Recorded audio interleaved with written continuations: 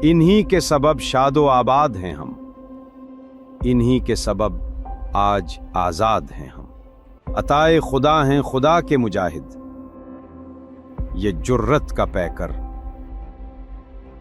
वफा के मुजाहिद।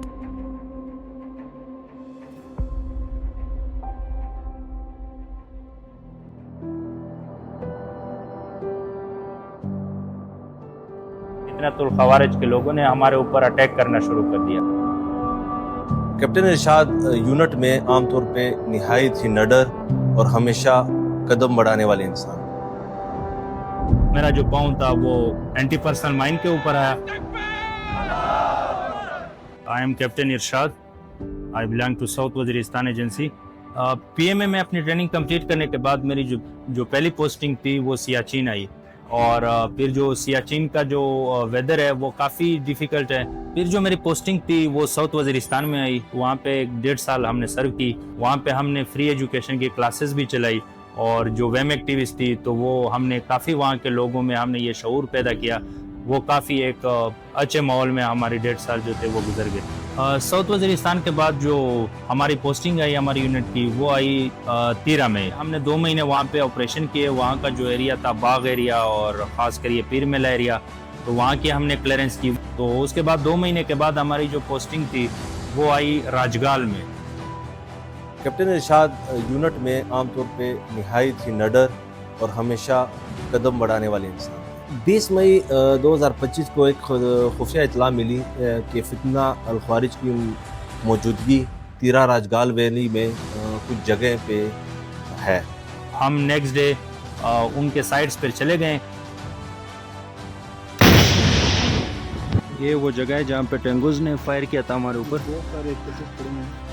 केसेस बहुत ज़्यादा इधर पड़े हुए हैं। इसी असना में कैप्टन इरशाद ने कहा कि मैं इनके पीछे जाऊंगा, और उन्होंने निहायत दिलेरी से उनके पीछे गए, उनके ऊपर फायर किया, और हम वक्त हम भी फायर कर रहे थे उसके ऊपर। तो वहाँ पे हमने एक कमरा, हमने तकरीबन सारे कमरे सर्च किए थे, एक आखिरी कमरा रह गया था और जिसमें हमने एंट्री भी मारी, लेकिन वापसी पे जब मैं निकल रहा था तो मेरा जो पाँव था वो एंटी पर्सनल माइन के ऊपर आया, जिसकी वजह से मेरी जो मिड फुट एम्प्यूटेशन है, मेरा जो आधा पाँव है वो वहाँ पे कट गया था। और ये जब मेरे साथ इंसिडेंट हुआ और ये जब एंटी पर्सनल माइन ब्लास्ट हुआ, तो जब मैंने अपना पाँव देखा तो मेरा जो पाँव था वो जो DMS, जिसको हम DMS कहते हैं, हमारी शूज़ होते हैं, तो मैंने जब अपनी फुट को देखा तो मेरी जो कुछ उंगलियाँ थी वो उसके ऊपर ही पड़ी हुई थी। एक्चुअली इस इंसिडेंट से मुझे पता चला कि एक ऑफिसर और सोल्जर के बीच में क्या रिलेशन होता है।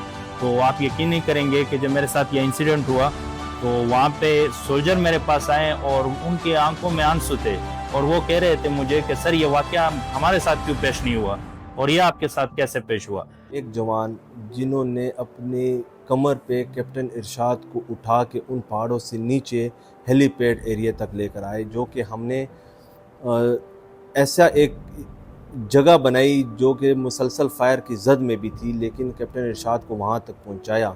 जब कैप्टन इरशाद को हम नीचे लेकर आए इसी ऑपरेशन में, तो उनके पाँव आलमोस्ट तकरीबन जा चुका था, और उनकी जूतों के साथ उनके उंगलियां लगी हुई थी। लेकिन कैप्टन इरशाद से जब पूछा तो उनके हौसले उस वक्त भी बुलंद थे। ये है कि हमारी जो कमांड स्ट्रक्चर है वो काफ़ी सपोर्टिव है इस मामले में, और जिसकी वजह से एक ऑफिसर को, एक सोल्जर को काफ़ी मोटिवेशन मिल जाती है। हमारा ऑपरेशन मुकम्मल तौर पे कामयाब रहा। कैप्टन इरशाद ज़ख्मी हुए, लेकिन इसके अलावा हमारा किसी किस्म का जानी या माली नुकसान नहीं हुआ। ऑपरेशन के दौरान दुश्मन के मजबूत ठिकानों और पनागाहों को तबाह किया गया, और नतीजतन 4 ख्वारिजी भी इस ऑपरेशन के दौरान मारे गए।